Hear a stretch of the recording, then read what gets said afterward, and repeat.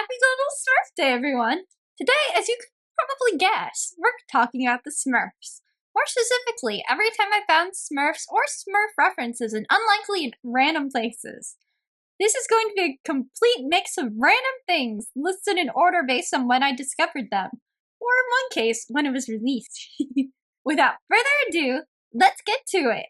Crash Course US History number 22, Reconstruction in 1876.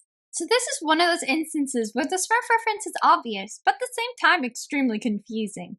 Besides the fact that all Crash Course videos are littered with pop culture references, this feels especially obscure, because the Smurf there isn't just any Smurf, but Grandpa Smurf, who is generally not known by many who aren't 80s series Smurf fans. I remember just being so baffled when I saw this in school that immediately after class I located the video I watched, then screenshotted Grandpa Smurf.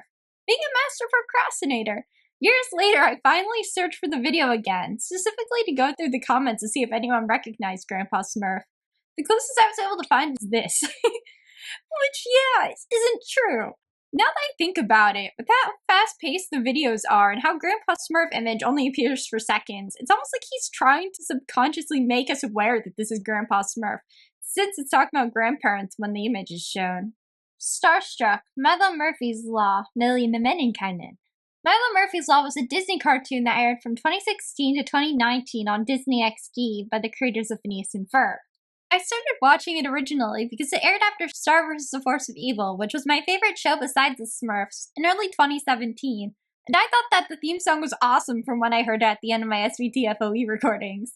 Of course, after I started watching it, I discovered it had a lot of merit beyond the great theme song.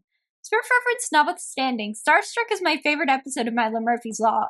Though, admittedly, the Smurf reference is the main thing that stuck out to me when I first watched it. Hence this text conversation I had with my brother the day the episode was released.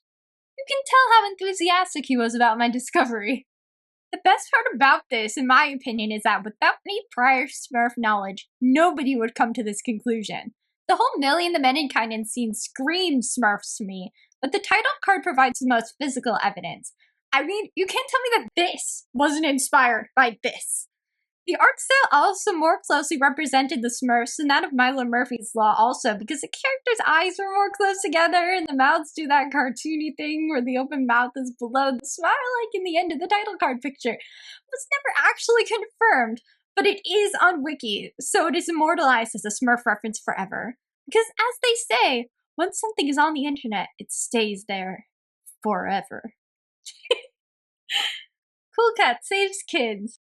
This is one of those movies I've seen that... Okay, I'm honestly not even sure how to finish that thought. Cool Cat Saves Kids is about this man who dresses up as a cat, who I'm guessing is supposed to be a kid, and he tries to stop a bully from bullying him and his friends. However, that is only one part of the movie.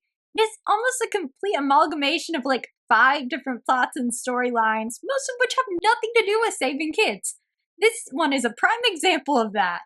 So, Cool Cat was apparently invited to a parade in Hollywood, likely in real life, and because of this, they show what seems to be a television news story about it. The only reason why I believe this is likely in real life is because the news reporters are talking about the movie being in production, which is a very random thing for them to be discussing in the movie itself, if it was their choice. And also, Daddy Derek, Cool Cat's father, is credited as his creator, which isn't what you'd expect from a movie about Cool Cat himself. You might be wondering what any of this has to do with the Smurfs, and you would be well within your rights to be doing that. That's because within this scene, you'll see a jokey Smurf parade balloon. It only appears for a few seconds, but I was insanely shocked and baffled when I saw this, because if I remember correctly, there isn't anything else that's copyrighted within the movie. Honestly, for these final 2, I haven't seen these movies. My mom, however, has, and thinks they're very good. And she called me into the room whenever the Smurfs would appear. So I don't know the plot, but I do know the Smurfs.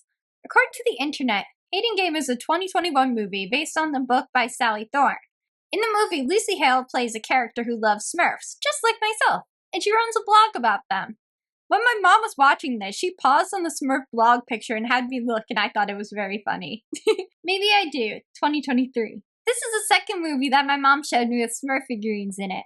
However, the only scene she showed me here was at the end of the movie, how when the characters are getting married, on top of their wedding cake are two Smurf figurines, one being Smurfette and the other being a random Smurf. She told me that in the movie those figurines were shown and that they belonged to Emma Roberts' character. And honestly, Smurfs being on a wedding cake is pretty cool, so I'm glad she showed that to me. And that's that! I guess I haven't found that many Smurf references in the wild, that many times, but I'd love to hear where you guys have found them, and if you've seen any of these and found those references yourself. I hope you all have a very Smurfy level Smurf day. Bye!